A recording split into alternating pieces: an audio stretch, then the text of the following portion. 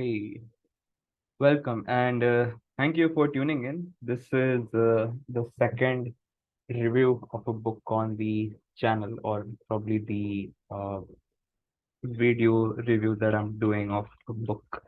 Now, of course, a lot of people said for the first review that like how can a review be 47 minutes long? But hey, that's that, right? Right. So anyway, we'll get into today's review. Okay. By the way, in case you are tuning in for I never knew I would really have to talk like a YouTuber or something like that ever in life. But here we go. Right. So this is, as I said, this is the second review, and for the first one, do check out the previous video. Yeah, I've done a review of the book Upstream. Uh, right. So today, what are we going to do today? Today we are going to review the book. Jay Shetty's new book, Eight Rules of Love.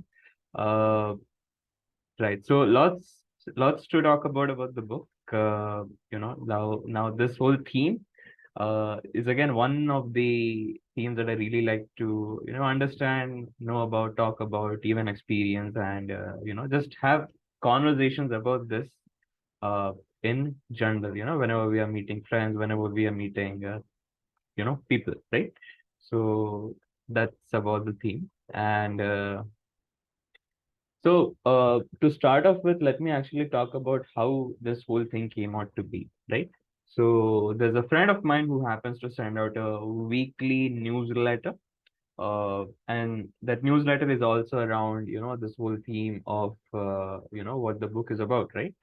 uh, Now, happened to read this newsletter pretty much every week, and came across this person liking Jay Shetty's content and a couple of things uh, around Jay Shetty.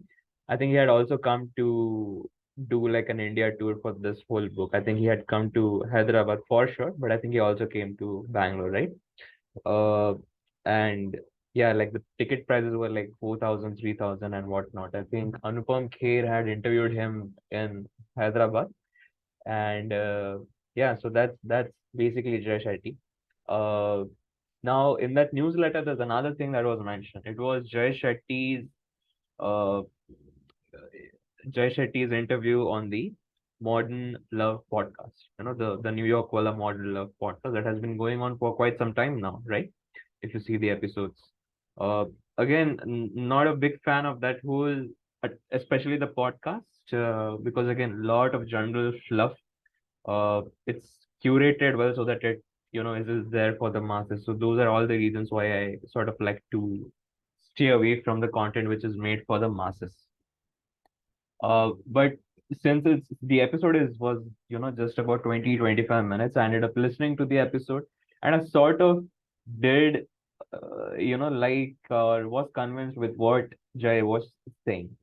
Uh, of course, everyone sort of knows Jay because we've spent a lot of time on the internet and we know who he is. You end up seeing him in different reels, YouTube shorts and all that, right? Uh, but yeah, did not know that he would be a person who would convince me enough so that I would, get his book and read his book. Uh, so yeah. So in also in some or the other way, this book landed to me rather than me seeking out for something. And also I think I've read enough stuff around, this whole theme that I kind of am done with the whole content around love, right? And exploring the theme. Uh, so the Friends newsletter, the Modern Love podcast, and then the third thing, why I say that this book came to me and me, I mean, I wasn't the one seeking out this book, right? So ended up joining a library which is close to our place, and I got a membership, and with that membership, I'm able to get two books, issued two books in every visit, right? So there's one children's book that I ended up, children's comic book that I ended up, issuing, and along with this book. And also this book was sort of on the, main counter where you get the whole billing done and all that stuff done. So yeah, ended up picking up this book and reading it as well. Now, as I talked about a lot of, general fluff that a lot of people, and we end up seeing in this world, right? I mean, uh, the incentives for people like Jay and pretty much every big YouTuber who happens to be going and reaching out to the masses. It's like, okay, like they need to have the content dumb enough so that it's there for the masses, right? And that pretty much is always the case with every creator, uh right? Once you have like a niche, and once you keep on growing, you need to make content for the masses, right? So that's like a journey for every pretty much every creator, right? Not just like a video creator, but I'm also saying like creator who's a writer, right? So that's how it is. uh yeah, so all these reasons, I never thought I will end up reading something from Jay. But yeah, here we go, doing the review of this book. uh, so initially, let's sort of get into the review. I think that this bit, I'm sure there are stuff that I still need to speak about, but uh, yeah, I think I'll somehow cover it in the middle of the review somewhere. So again, long review because I just like it in this fashion. I sort of just like to just start just hit the record button and start speaking. uh, and also because I don't see, I sort of like to talk at length about things, right? Uh, I mean, definitely one thing that I do not wish to do or, want to have is, make those 10-minute videos in which I'm talking about things, okay, three things about this book and all that, right? So, yeah, so long reviews, even I don't know how I'll start, how I'll end, but I have some points and I'll just start speaking and I'll make sure that I cover pretty much everything. One thing for sure that I can do is make a broad note of all the points in the fashion in which they're covered in the video, and also sort of you know uh have them somewhere in the video description, if not have those different chapters in the video that YouTube has the feature, right? uh so yeah, let's get started with the review. So initially, when I started reading the book, I sort of did feel, okay, again, this is like one of the books that is there for the masses, and it is there for the masses, right? And I was right, okay? Like 15, 20, almost like 15, 20, 25 pages into the book, you'll understand that, okay, this is a book which is meant for the masses. There's a lot of general fluff thrown around the book, a lot of general gyan.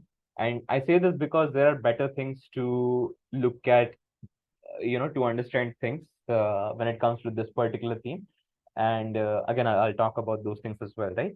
Uh, for example, science, psychology, right? Like how you like to spend your time, attachment styles, and all that, right? So that's like the concrete stuff rather than something like, uh, you know, like to some extent, spirituality also helps, but then, okay, like people still, it's still left for you to interpret that particular aspect, right? Uh, so yeah, the noob, it's sort of a noob book which is meant for the masses. But when I ended up reading it, right, like once it crossed like 50, 70 pages, I think the book is 270 pages or 280 pages, right? Uh, Once it crossed that mark, 50, 80 pages, I mean, I still meant to continue the book. I mean, it didn't give me a feeling, okay, I should put down this book, but continued the book. And uh, I sort of got into the book, right? Like, okay, like it has its own flow. It's easy to read. You can, I mean, if you have enough time, you can finish it in like 2 to 3 readings very easily. I think I remember completing it in, like 98% of it was done in like 3 sittings, right? During my evening time that I spent for reading, right? So, but once it got into all those, you know, 50, 80 pages, I did got a hang of the book. I overall liked what he was saying. Overall, because a lot of it was, you know, uh, uh, validating or, just revalidating what I already sort of know about this particular theme, right? And now, what are those things, right? What are those things? So those things are, having a growth mindset, you looking for things and like sort of like working for yourself, having a purpose in life. Uh, Even before you sort of go into the theme of, okay, I'm in this zone in my life where I would like to, have a companion in my life and all that, right? Uh, so that's sort of is about the book. Now it says how to find it, keep it, and let it go. So now there are 8 rules of love. What the book says. Uh, Let me just see what the chapters are. Right, I haven't quite noted in the page here.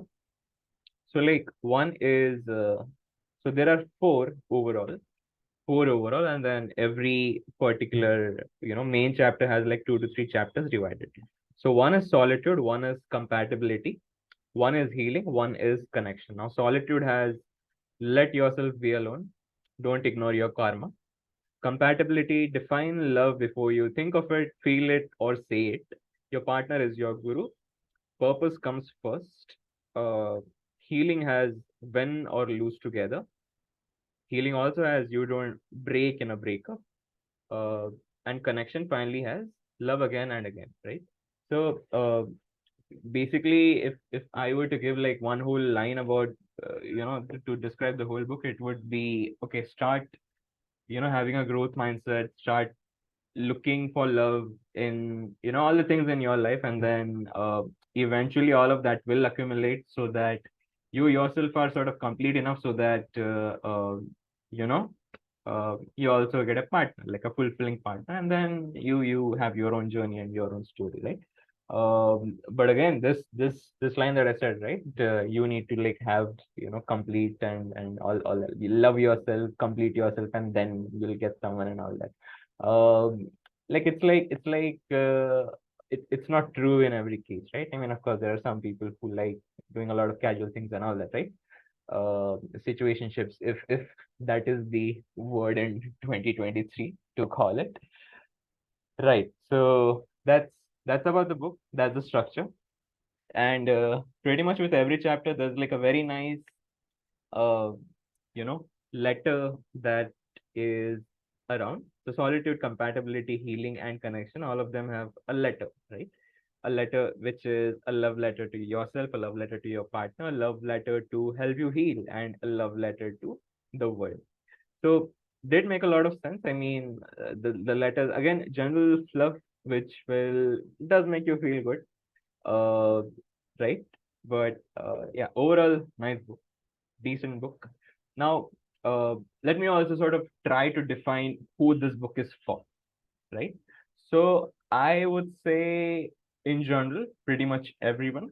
But once you've explored enough around this theme through books, through experiences, maybe not through experiences, but through books and all the content that you end up seeing, uh, and solid content, right? I'm not talking about 100 Instagram reels on like some particular topic. Like those are not valid at all, right? I don't find them to be valid at all, right? uh, Again, why no Instagram reels, right? Like half baked knowledge is really not getting you anywhere, right? So that's the reason. Now, who this book is for? So in general, pretty much everyone. But then I think the people who this will help the most is who the sort of people who are just starting out with their non-fiction journey of reading books. The people who are in their teenage, right? So it gives like a very nice perspective on how to look at life, how to look at the world, how to look at love, right? And I think that's also like the age when a lot of people get into something, get out of something. There's a lot of chaos happening in their own lives, right? Uh, yeah. So that I would say is the book is for. Uh, right now, let's get into what's really covered in the book. Okay, so now basically all of these are some of the points that I've taken also that it helps me during this particular review. Okay. Now, I did like that, it covers, childhood attachments and, how the relationship with your own parent sort of defines how you very, very subconsciously end up looking at or, getting attracted to those same sort of partners, right? Uh, that's that's a solid thing, right? Like that's a solid revelation. Again, sort of, I mean, I like that this was covered in the book, but sort of also disappointed because it wasn't covered to a very great extent, right? So that's it, right? Uh, Now let me just sort of quickly dive in for like a couple of seconds into what exactly this whole thing is. So in case you had like absolutely amazing parents who were, catering to your emotional needs, physical needs, whatever you look for or looking for in your studies and your day-to-day life and all that, right? Amazing parents, even parents. So the same thing would, reflect in your relationships as well, right? You look for such kind of people to have a romantic relationship, right? But if the other case, if that would be the other case, if in case you had cold parents, in case your emotional needs were neglected and you didn't really have a great time in your childhood, sort of what also happens subconsciously in your mind is you end up getting attracted to the set of people who are like that, right? And it's very easy to spot once you know enough. It's like sort of easy to spot even if you're in just a group setting. So you can spot people. Okay, this person who is the happiest in the room is the most cheerful in the room. He or she is talking to the other set of people, while there are also some set of people who just like to chill around, not do anything, not be bothered, not very interested in conversations. uh, to add to that, also the set of people, let's say you go to pretty much everyone in that particular group or that particular party. There would be some people, and you're going to everyone with the same energy. And what will happen is there would be some people with whom you'll have like an absolutely amazing conversation, and then there would be some people with whom you'll not have a great conversation at all. You will struggle to continue the conversation and all those things, right? So that's sort of like how things are, when it comes to childhood attachments. Uh, let me actually, go into the review of like Course of Love and see if I can sort of like find that. Uh, okay, okay. So this is the part, right? Like childhood attachments and how that sort of also reflects in, the adult attachments that you end up seeing. Uh, Now, like, sort of the reality is, most of the relationships are not going great. Like once, like beyond point, but then I'm not the best person to talk about it. Haven't quite been with sort of anyone for that long to, talk about that. But yeah, there's that. So, there's like two stuff from, this book, The Course of Love, and maybe you should talk to someone from Laurie Gottlieb.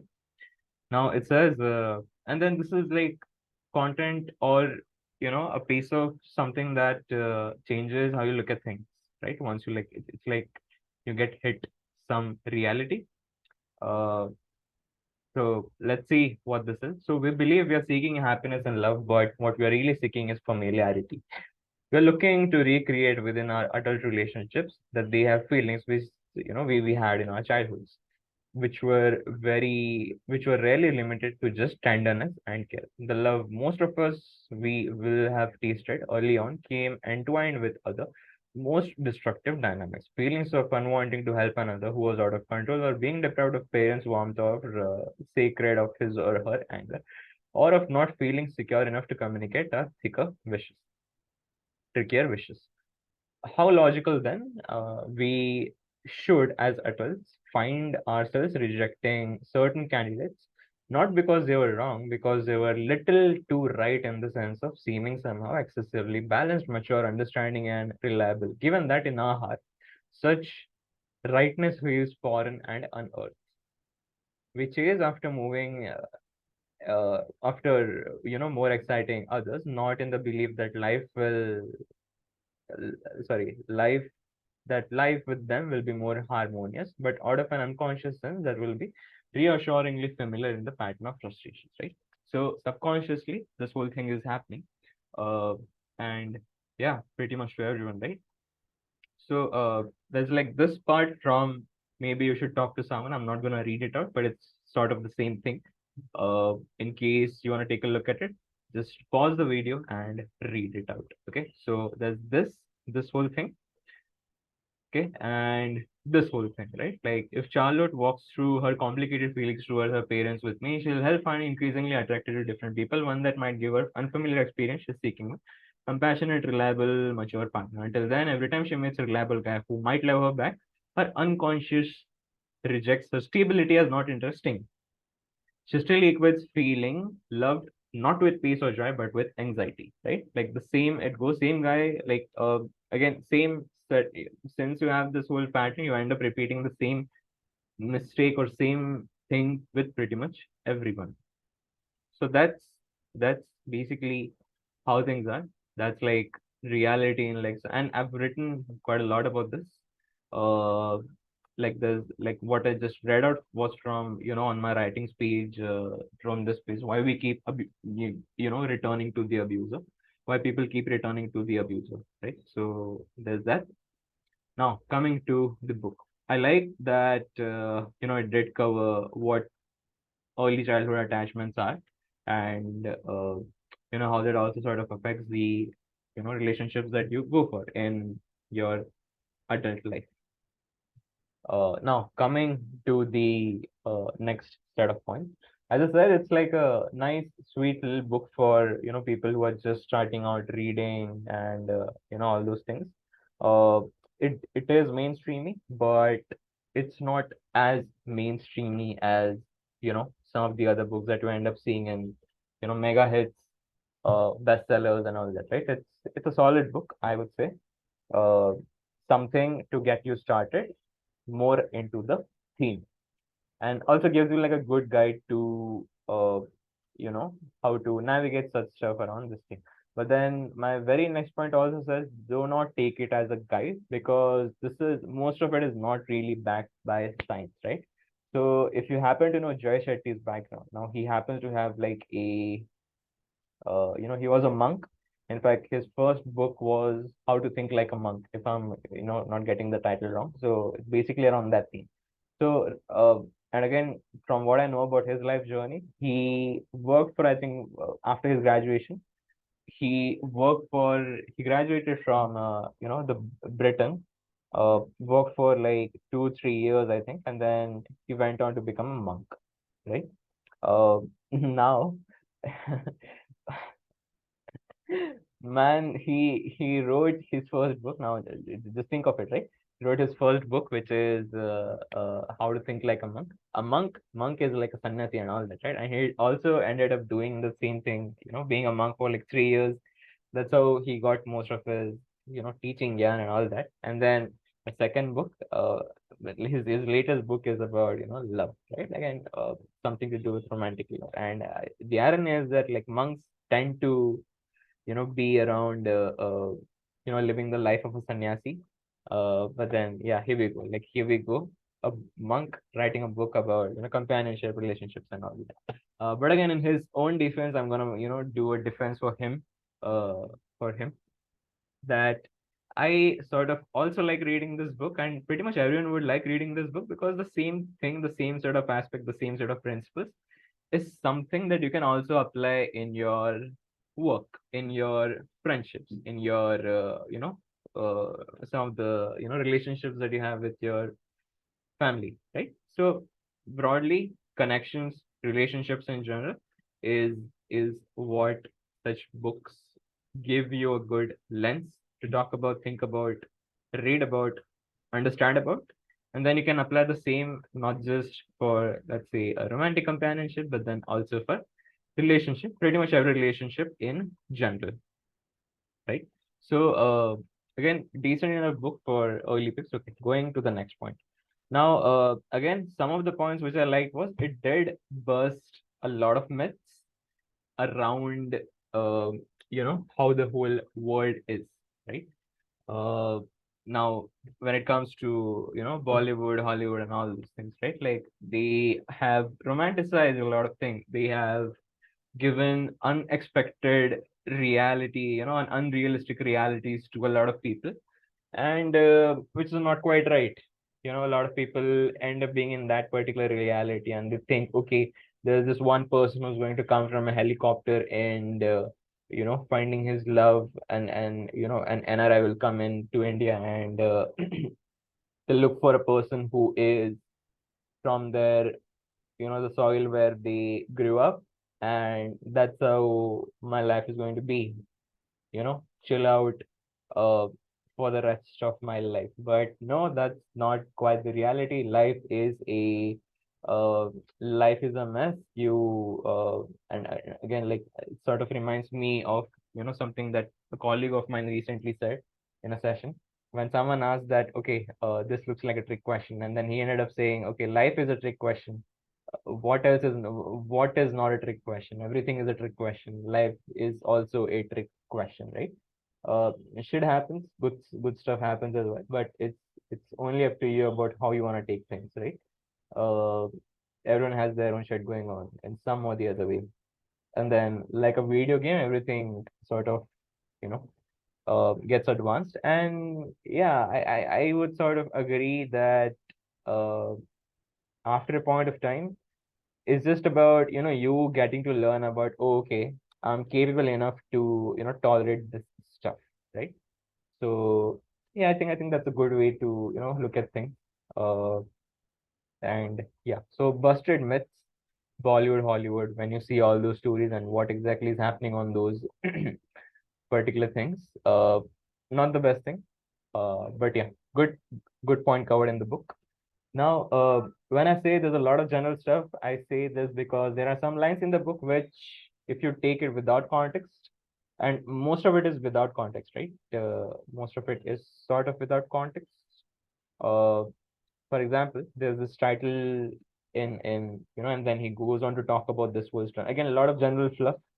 Uh, Now the title is, "What do you want from someone else? Give to yourself." Right now, uh, sort of you do understand what the line really means, right? For example, you want a feeling of being together with someone. Okay, let's take this example. If you want the feeling of others helping you out, uh, you need to be that person who helps out other people in the first place, and then something will happen down the line, and then others will help you, right? So it's sort of like that. But then, uh, you need that, and you need that experience so that you can make sense of this particular line in the right fashion. Okay. So, uh, uh, uh, yeah, right. So, not just with that. So, going to the next point, right? So, coming to some of the next points, it says, no, not the format of the book as I talked about. It also has like a good workbook, exercise, worksheets, some questions, reflections, prompts that will help you understand things for yourself, right? Like, this whole book would recommend, because it's sort of like a good way to understand yourself, right? Uh, Again, the questions are not deep enough so that you can actually go and start working with something along the lines of psychology and all that, but overall decent stuff for you to reflect in life. And then, from one thing that I know, a lot of people don't find reflecting in life as a thing in their day-to-day lives, right? So that's how it is. uh, and again, for this particular theme, if uh, you get this whole thing done, and then you make sense of things, it's like a thing you need to do for once, and then you make sense of things, and then it'll help you in the other aspects of life, and of course also in when the zone when you're sort of seeking out a partner, right? So that's sort of how it is now. So there's, as I mentioned, right, like, there's some homework in the book, worksheet in the book, prompts in the book. So it says, I never felt appreciated by my parents. If you want to be appreciated, then what? Uh, what do you want to be appreciated for? What can you every day that makes you feel appreciated, right? So all these questions, you sort of can spend some time thinking on these questions. I skimmed through the book. I did not quite spend time in any of the exercises. Uh, but yeah, good stuff, solid stuff. journal fluff, but still I would say it's something that works out. So, going after the next point. So, like the page says there is page number 70, which I need to visit, and it has something called as a love letter to yourself. And I did quite like this, to be honest. When you're probably not feeling great, when you've gone into this zone of isolation and all that, it will kind of give you a good feeling, because uh, think at the end of it, right? At the end, it's just you. Uh, and your family comes, right? Like, but at the end of it is just you. You need to stand on your feet and be capable enough so that, okay, you sort of make the smartest decision. Of course, take help. Do It's not like I'm not saying that do not take help. Go to people whenever you are not feeling great.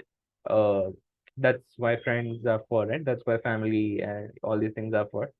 So it says, dear self, we've been together since the beginning, and it's thanks to you that I get to experience this life.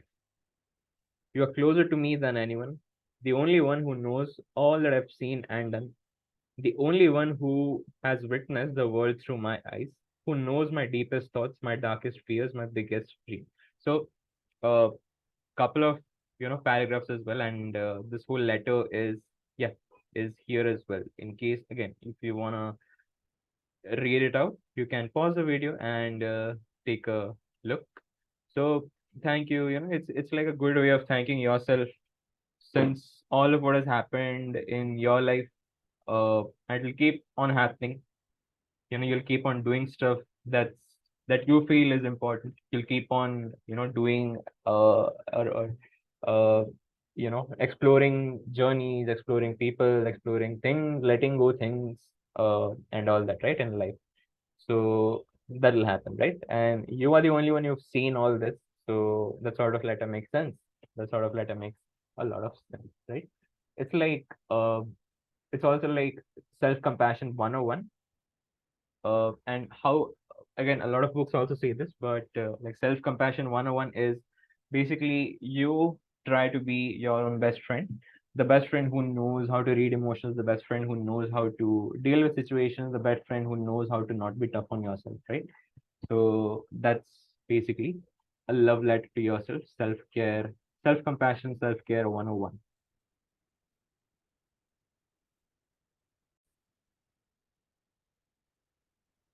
Okay. Now the next part is, you know, now there are some labels which the book has given, and like you can bucket some people around this particular category. But again, the problem with labels is that you cannot bucket someone only into one particular category. Also, what happens is, through time, through experiences, and whatever happens in a person's life, their personality changes. For example, if I were to meet someone from my school days, I'm pretty sure they would not recognize me at all. I used to be like a totally different person back in the days, right? But a lot of things happened, a lot of struggles happened, a lot of things happened where I, wanted to seek out different things in my own life, and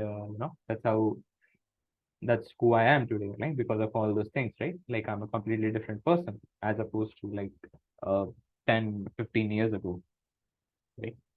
So that's how it is. So now the problem with labels, quickly gonna read this out. There's a little bit of everything in everyone, right? There's an analyzer in everyone, there's a sympathizer in anyone, energizer in anyone, and organizer in everyone. And again, I said, like, this whole stuff changes according to time. So you need to keep on taking that test for yourself, understanding yourself, and all that, right? So yeah. So how to look at this, right? How to look at this. So how to look at this is, there's going to be one or two dominant things which will reflect through your personality, and then that's how you should go. You end up going in your stuff, when it comes to understanding yourself, and also in case you have a partner, in case you're with someone, and also for your friends, right? Like if they would like to understand you better, uh, it's good to know, okay, what this person is, if this person is an organizer, empathizer, or analyst, right? That's how it is. Okay. So this is just like understanding love languages, right? You'll have like one or two dominant ones, and the rest of it will follow. And once you know this stuff for someone, for example, if you know, okay, this person's love language is quality time, then you know that for that person, okay, what is it something that you need to do so that you have a good, healthy friendship, companionship with them, right? So not just for romantic partners, but also for friends, right? So that's how it is. Going to the next point. So the book said there's something called as purpose, right? So made a lot of sense. Uh, Made a lot of sense, right? Because purpose is something that you would like to have in life. Uh, if there's something that you would like to achieve in life, if there's something that you want as a milestone to have in life, uh, right? If you, okay, for me, it's something. If I were to define this thing, it would be something like, you know, I would like to grow in all the aspects in whatever role or hat that I wear. At times, it's the hat of an employer. At times, it's the hat of a son. At times, it's the hat of a good friend, a good listener. At times, it is the, hat of a person who is, just around, randomly, traveling in one particular city. So just want to sort of improve all those things for myself, like be better at all those things in small increments, uh, over a month, over a year, and all that. Uh, and also, how I like to define things is just sort of have like an awesome day, or an awesome week, not even a month, but an awesome week overall in general when, there's work happening. I'm getting to spend time with, the people that I would like to. I'm getting to do things that I would like to. There's some money coming as well. And I have enough independence in which, the things that I would like to give my time to, where I would like to spend my time on, all the things are happening, right? So that's how I like to look at things. Uh, Now there's one thing which is called as fighting styles, right? So fighting styles are something, I did like it. I've not quite explored this whole topic in across, pretty much any book, specifically this in this particular fashion in any particular book. But made a lot of sense. Made some sort of sense. But again, like even after all this, he has only given, three fighting styles. Now, how do you understand that, right? Fighting styles, right? So they have, uh, uh, let me look up, uh, let's see if I can find this. Yeah, so pretty sure there must be like a test. Uh, there's a test somewhere. Anyway, I'll try to link that thing in, this page so that you can click on it and go there to take that test. Uh, you go through a bunch of questions and then you get to know, okay, what's like your fighting style. Now, venting is, you need to find, venting is not in that sense, okay, like, I'm putting everything, venting it out in front of the person, the partner, but venting in this sense that, okay, we need the solution right now, right? Like, quick. There's no time to, get into this whole thing. Hiding is something that a lot of insecure attachment styles, wala people would do, that they're not ready to talk about it. And it sort of puts the venter in a zone that, okay, if not now, then when? And the people who end up hiding stuff, uh, they're also like, they don't know when they'll feel right so that they can, come and resolve the issue. Now that sort of becomes a challenge, that sort of becomes a problem. Uh, this is good. What's covered in the book is good because once you sort of get to know, okay, like this person happens to have, a hiding fighting style versus a venting fighting style, uh, it's not the same, right? And it would lead to clashes. They need their own, space and time, uh, when it comes to, that particular fight or conflict, right? So That's about the fighting styles. Now, exploding is, again, like the insecure people would do. So if you actually see all of these, borderline, and because these are extremes, right? Borderline insecurities, which a person would have, and again, all of those things linked to the old, childhood that we that we had. Uh, that's how it is. Now, exploding is a person saying ki, okay, like everything is your fault, right? Like being the victim and all the time, right? Uh, so that's exploding.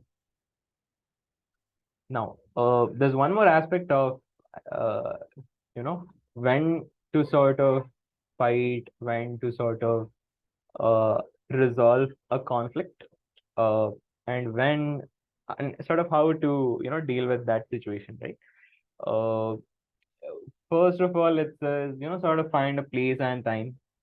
It could be a home, it could be, like a safe place wherever you find it with, uh, comfortable talking about such things. The second thing is expression. Like, how would you like to communicate this thing? You know, and again, in case you have like irregular, not the same fighting style, what will happen is, uh, the thing will have its own sparks, and it'll only get worse with time. Now, anger management is one topic that it says. Commitment is one topic that it says. And like, how committed are you to sort of resolve the thing and look at the positive things in that relationship and all that, right? And evolution. Now with evolution, what will happen is, okay, you get to know this, a couple of fights will happen, and you get to understand how you tend to react, how your partner also tends to react in situations. So that's basically the piece it talked about. Uh, Coming to a bunch of other points that you know are mentioned in the book. So there's one point which says heartbreaks. Now, just like an optimist would look at things in life, uh, you know, or having a growth mindset, looking, how you look at things in life. Uh, like heartbreak, like it's still something that, okay, this happened. It was horrible. I had a horrible time going through that particular phase. But then after a point of time, it's like, okay, when one person, exits your life, then that same, you sort of become you know, you sort of become not getting the right word, you sort of become a member of the world. That's how the book is taking it, right? And then one of my friends had said this, like, brotherhood increases, brotherhood increases, love for the world increases when romance dies, right? uh so that's heartbreaks. Now, good, again, lot of general fluff. There's nothing specific that I can, specifically point out, which, you know, uh, made me feel interesting enough. Okay, this is something that we should talk about in the heartbreak section. But overall good stuff, you know. And also, what could also happen is, let's say when, there's this, in case shit happens, this, there's always this stuff that you can read into, right? Uh, Of course, it will help differently and in different capacities to different people. Some people will absolutely find it revolutionary. Some people will absolutely find it, not so revolutionary. Some people will just find it, oh, okay, man. But then, okay, good stuff about heartbreaks as well. Now there's one aspect which I sort of liked, again, into the whole zone of love, into the whole zone of relationship. Now, the book says, like, try to have a mindset of abundance, try to have a mindset of, you know a whole, aspect of giving to your personality, so that even if, shit has happened, a lot of bad things have happened, that there are still some people in your life who are not the best. You're not the best around them, right? And then, how I sort of take this is, okay, try to have a net positive in all the people. right? You are around with. And once you've understood them enough, try to have a net positive thing in which, okay, these are the things that I can go to for this person. These are the things I for which I can not go to this person, and cross try to not cross boundaries. Try to be on the side where it's safe, comfortable for you, so that you don't get and end up feeling hurt and all that, right?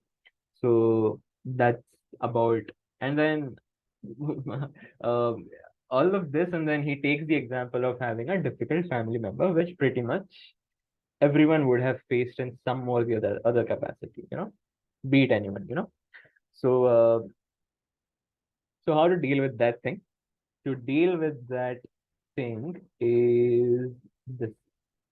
So it says often in a okay, not that, but should be here somewhere. Right. So that says we can't love everyone from the same vantage point.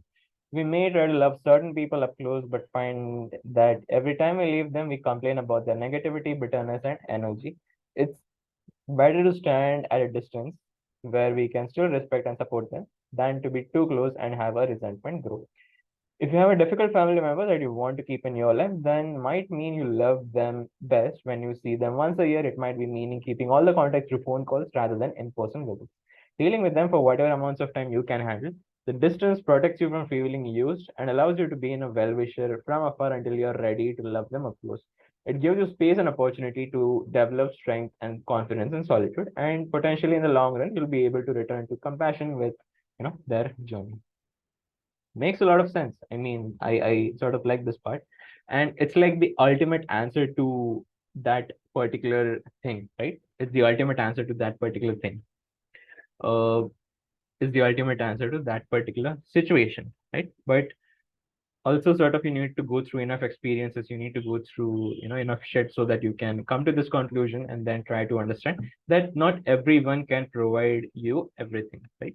Not like one person cannot be like, it's like you have a different barber, you have a different person who would help you get your facial done, a different person who will help you do your shoes, a different person will be around to help you with your clothes, right? In that same sense, right? Everyone has different hats, everyone has different personalities, and not just that, man. Like the whole world is sort of in this zone where, for an 18-year-old, 20 year, 20, 21 year old, they need to decide their whole life by just going through like 1 or 2 years of, what they end up, doing in their graduation, right? Okay, the world is weird. Like a lot of people try to fit into societies, and that's like the majority, right? Uh, uh, that's just how the world is. Okay, now as I also sort of mentioned this earlier. Now, what is the real stuff that works, which is again not at all mentioned in the book. But attachment style is something. Try to go understand attachment styles. What are attachment styles? uh, Go in depth. Please don't go around searching for Instagram reels. Not the best content. Again, half-baked knowledge. You'll only have like, oh, okay, this happens, then this happens, this happens, and then this happens. But no, it's not quite that. It's a very deep topic. Enough, lots of books around the theme.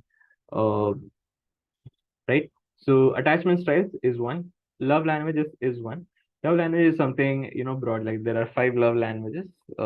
Gary Chapman, I think, had come up with, this love languages wala concept. So, I mean, I'll try to recall it. So, quality time, physical touch, uh, acts of service, words of affirmation, and uh, physical touch. Yeah. So those are the 5. I think I did miss one. But anyway, so those are love languages, 5 love languages. And Adam Grant's, amazing stuff, which is givers versus takers. Uh, so yeah, try to look for these things in a person.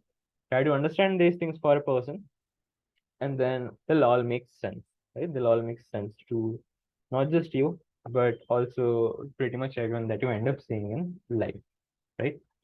Uh, so yeah, I think that's sort of about the book. Uh, Overall, like the book. Uh, since I've issued it from a library, I'll not sort of have the copy. I'll be returning it and issuing some new books to have with me. But yeah, uh, I'm gonna just pause for like 4 to 5 seconds to see if there's something that I missed and you know see.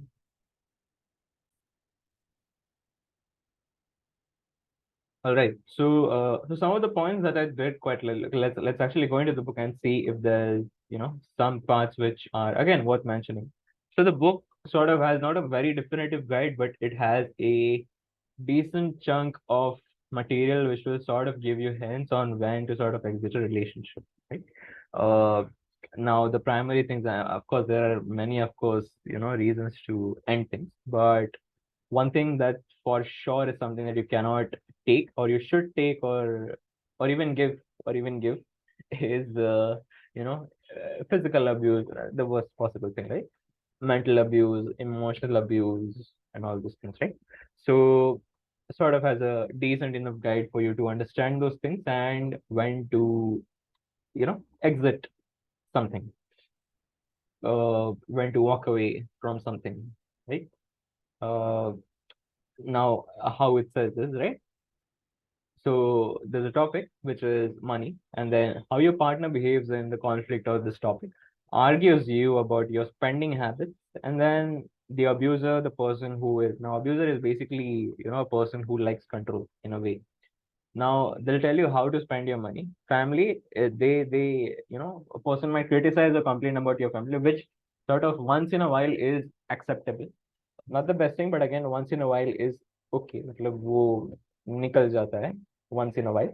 But the abuser would ridicule, humiliate, or alienate your family member. Right? Kids argues over what's right for kids, and then abuser says threatens you or the kids, or uses you or the kids as a threat. Right? So some dangerous stuff. Again, there are some other points as well. So this part is something that I liked. And again, from the previous book review, right, which is upstream, so how to get to the root of the argument, right? But again, this not through upstreaming, not through attachment styles and all that stuff, but he goes through Bhagavad Gita in the book, right? And there's plenty of, I think, decent chunk of stories in the book from mythology. Uh, and so they sort of do make sense. They sort of, depending on you, they'll make sense, they'll not make sense. But again, at least I did not find anything that was worthy enough for me to, talk about or even note about, right? Uh, and why I also say that because once you sort of have that story, it then feels like, oh, okay, after the story, you are trying to make sense of something and not the other way around, right? A situation should then come to the story and not like the story and then the situation, right? And that's what I felt more about most of the stories which are there in the book, right? Now, there's one point which also says how to have productive arguments. Uh, we would all rather have productive arguments than pointless or power arguments, but doing so takes patience. Part of reason pointless and power arguments are so common that it's easy to fall into productive arguments. People are often told to take a breath and count to 10 when they are angry, but we are never told how we should make use of that breath. In Bhagavad Gita, we see Arjuna pause and ask for Krishna's wisdom in the middle of a conflict. Think about that. He stops in the middle of a battlefield to talk to God. If Arjuna can manage to shift his attention away from the battle in the very tense moment, the most difficult of conflicts, then we too can learn to pause and bring self-awareness to daily skirmishes and all out wars we confront in our relationships. So that's uh, again general fluff, but a decent thing to think about or consider whenever the next time you land into such a situation.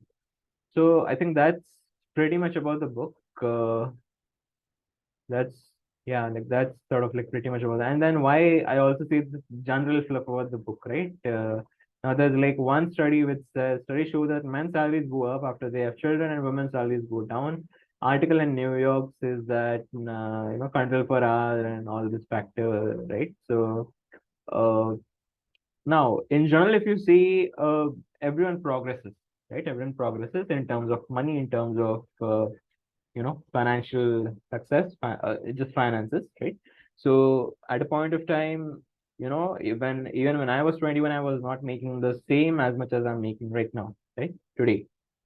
So, and I'm hoping that the same will be true when the 30-year-old self will talk about the 25-year-old self, you know.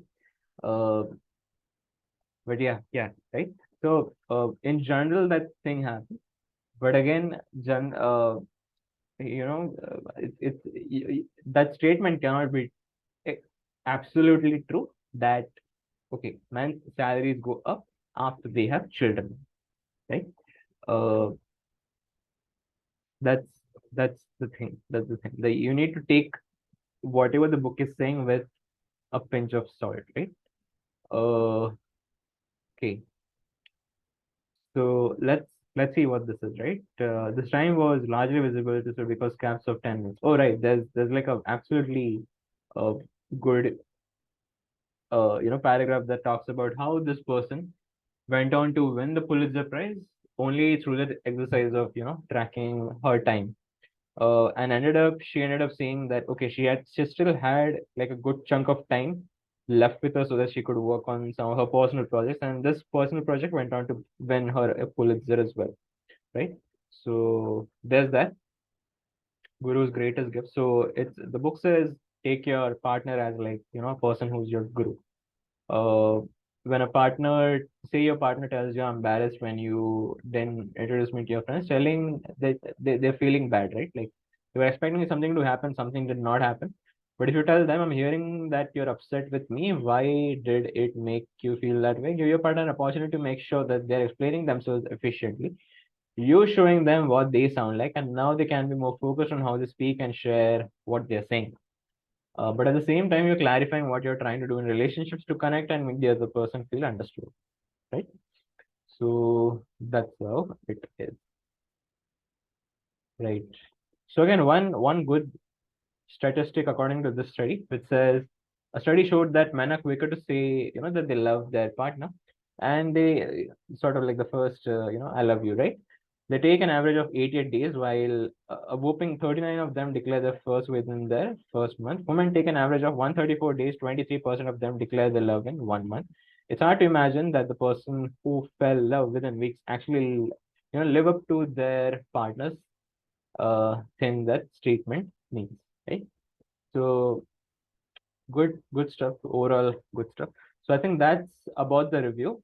Uh, Again, on a personal note, I think I again keep on saying this that I'm done, reading about this particular theme, and I would like to sort of you know not read more about this. But again, life happens. I like reading about such stuff, this theme. But yeah, let's see. Let's see. But again, something will happen, and again, I'll end up picking up a book around this theme. Uh, so yeah, that's sort of like bound to happen, and I know that will happen. So yeah, with that, I think we'll come to the end of the review of this particular book.